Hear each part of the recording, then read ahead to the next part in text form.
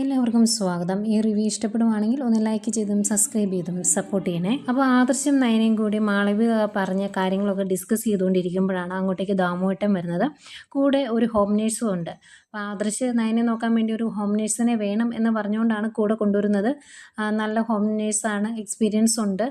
3-4 വർഷം ഗൾഫിൽ നിന്നിട്ടുണ്ട്, പിന്നെ കാനഡയിൽ നിന്നിട്ടുണ്ട്. 10-20 വർഷമായിട്ട് ഇങ്ങനെ ഹോം നേഴ്സായിട്ട് തന്നെയാണ് നിൽക്കുന്നത് എന്നൊക്കെ പറഞ്ഞു കഴിയുമ്പോൾ ഭയങ്കര സന്തോഷമുണ്ട് ആദർശിന്.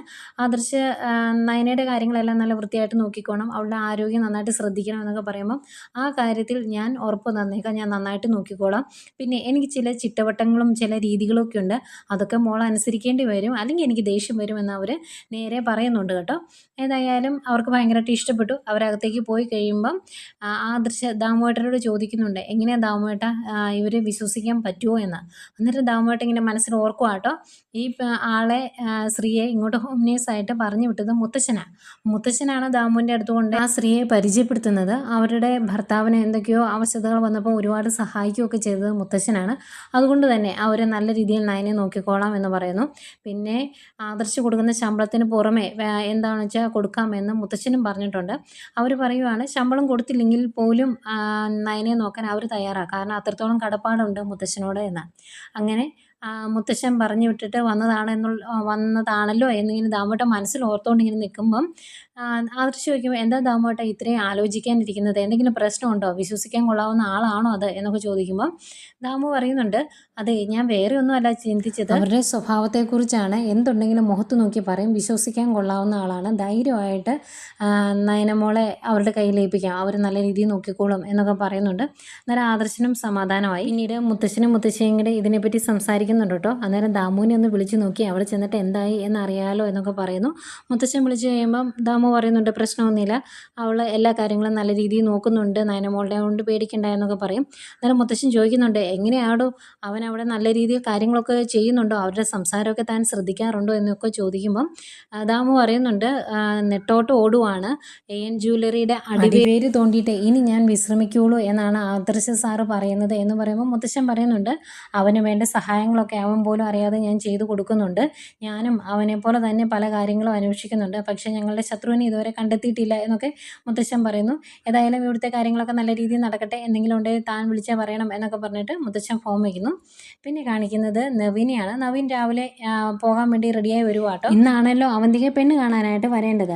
അന്നേരം റെഡിയായി വന്നു കഴിയുമ്പം അവിടുത്തെ ഗുമസ്തൻ പറയുന്നുണ്ട്, അയ്യോ ഈ ഷർട്ടാണോ ഇട്ടേ, ഏതെങ്കിലും നല്ല ഷർട്ട് ഇടാൻ മേലായിരുന്നോ എന്ന് ചോദിക്കുമ്പോൾ, അതെന്തിനാണ് നല്ല ഷർട്ട് ഇടുന്നത്, ഞാൻ എന്നെ പെണ്ണ് കാണാൻ പോവുകയാണോ എന്ന് ചോദിക്കുമ്പോൾ, അല്ല നല്ല ഷർട്ട് ഇടായിരുന്നു എന്ന് പറയുമ്പം നവീൻ പറയുന്നുണ്ട്, ഇന്നിപ്പം ഇവരെങ്ങോട്ടാണ് പോകുന്നത് എന്ന് തന്നോട് പറഞ്ഞു കാണും, എന്നോട് പറഞ്ഞിട്ടില്ല, ഇനി വല്ല പെണ്ണ് കാണാനാണോ പോകുന്നതെങ്കിൽ എൻ്റെ ഇഷ്ടത്തിന് ചേരാത്ത ആളാണെങ്കിൽ ഞാനത് അംഗീകരിക്കത്തൊന്നുമില്ല എന്ന് പറയുമ്പം ഗുമ്മസ്തൻ പറയുന്നുണ്ട്, അങ്ങനെ പറഞ്ഞ് ശരിയാകുകയില്ല, ഇവിടുത്തെ അമ്മയുടെ ഇഷ്ടം കൂടെ നോക്കണ്ടേ എന്നൊക്കെ പറയുമ്പം അതൊന്നും എനിക്കറിയണ്ട, ഞാൻ എൻ്റെ കാര്യം പറഞ്ഞതേ ഉള്ളൂ, വെറുതെ കൊണ്ടുപോകുന്നതായിരിക്കും പെണ്ണ് കാണാനാണെങ്കിൽ എന്നൊക്കെ പറഞ്ഞിട്ട് നവീൻ അങ്ങോട്ട് പോയി കഴിയുമ്പോൾ അങ്ങേര് ചിന്തിക്കുന്നുണ്ട്, ഈ പോക്ക് പോയിട്ടുണ്ടെങ്കിൽ കല്യാണം നടക്കുമെന്നുള്ള കാര്യത്തിൽ വലിയ ഉറപ്പൊന്നുമില്ല എന്ന്. ഏതായാലും അവരവിടുന്ന് പോരുന്നു. അനന്തപുരിയിലേക്ക് വന്ന് വണ്ടി നിന്ന് കഴിയുമ്പം നിവിൻ ചോദിക്കുന്നുണ്ട്, ഇങ്ങോട്ടാണെങ്കിൽ എന്തിനാ എന്നോട് പറയാതിരുന്നത്, നിങ്ങളുടെ മുഖത്ത് എന്തോ കള്ളത്തരം ഉണ്ടല്ലോ, എന്താ എന്ന് ചോദിക്കുമ്പം, എന്ത് കള്ളത്തരം ഉണ്ടെങ്കിലും അകത്ത് പോകുമ്പോൾ അറിയാമല്ലോ, നീ വാ എന്ന് പറഞ്ഞാൽ അകത്തേക്ക് കൂട്ടിക്കൊണ്ട് പോവാം. അതുപോലെ മുത്തശ്ശൻ ഇവിടെയുള്ള ആരോടും പറഞ്ഞിട്ടില്ല കേട്ടോ ഈ കാര്യം.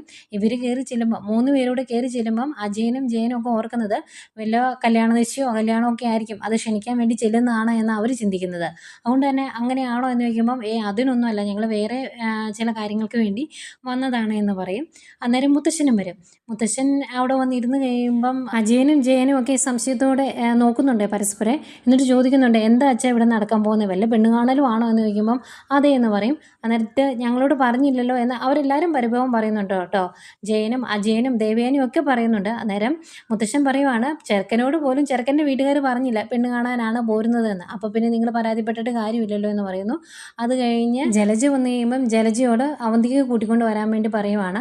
അവന്തികയെ അങ്ങനെ കൂട്ടിക്കൊണ്ട് വരുന്നു. അവന്തിക വന്ന് നിന്നതിന് ശേഷമാണ് മുത്തശ്ശൻ കാര്യങ്ങൾ പറയുന്നത്.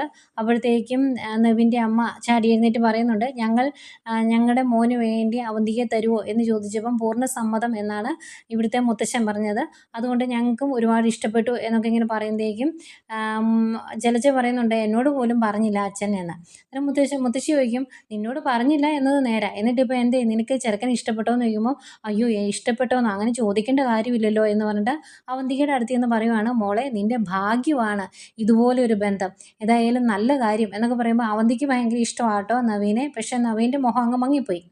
ഇത്രയാണ് പെണ്ണ് കാണലായിട്ട് കാണിക്കുന്നത്. അത് കഴിഞ്ഞ് അവന്തിക്ക് ഈ കാര്യം പോയി നാഗേന്ദ്രനോട് പറയുമ്പോൾ നാഗേന്ദ്രന് ഭയങ്കര ഇഷ്ടം. കാരണം നല്ല പ്രഗത്ഭനായ കഴിവുള്ള ഒരു വക്കീൽ നമ്മുടെ കൂടെ ഉള്ളത് നല്ലതാണ്, എന്തെങ്കിലും കേസ് വന്നിട്ടുണ്ടെങ്കിൽ നമുക്ക് നവീൻ്റെ ഒരു പിൻബലം കിട്ടുമല്ലോ എന്നൊക്കെ പറയുമ്പം അവന്തിക പറയുന്നുണ്ട് ഭയങ്കര സത്യസന്ധനാണ് എന്നാ കേട്ടത് എന്ന്. അന്നേരം നാഗേന്ദ്രൻ പറയും കുഴപ്പമൊന്നുമില്ല, ഭാര്യയുടെ മുമ്പിൽ മുട്ടുമടങ്ങാത്ത സത്യസന്ധന്മാരൊന്നുമില്ല എന്ന്. ഏതായാലും ആ വിവാഹം നടക്കട്ടെ എന്ന് നാഗേന്ദ്രൻ പറയുന്നു. ഭയങ്കര സന്തോഷം അവന്തികയ്ക്ക്. അവന്തികയ്ക്ക് പണ്ടേ നവീനെ ഒരു ചെറിയ ഇഷ്ടമൊക്കെ ഉണ്ടായിരുന്നു, അതങ്ങ് സാധിക്കാൻ പോകുന്നതിൻ്റെ സന്തോഷമാണ് അവന്തികയ്ക്ക്. അത് കഴിഞ്ഞ് അവന്തിക അതിനിടയ്ക്ക് പറയുന്നുണ്ട് ഇനിയിപ്പം എല്ലാ സത്യങ്ങളും അറിഞ്ഞു കഴിയുമ്പം ഈ വിവാഹത്തിൽ നിന്ന് അവർ പിന്മാറുമോ അങ്ങനെ എന്തെങ്കിലും സംഭവിക്കുമോ എന്ന് ചോദിക്കുന്നുണ്ട്. എന്നിട്ട് നാഗേന്ദ്രൻ പറയും കല്യാണ നിശ്ചയവും കഴിഞ്ഞ് കല്യാണം വിളി ഒരു മുക്കാൽ ഭാഗം എത്തി എല്ലാ കാര്യങ്ങളും റെഡിയായതിന് ശേഷമായിരിക്കും ചിലപ്പോൾ സത്യം അറിയുന്നത്.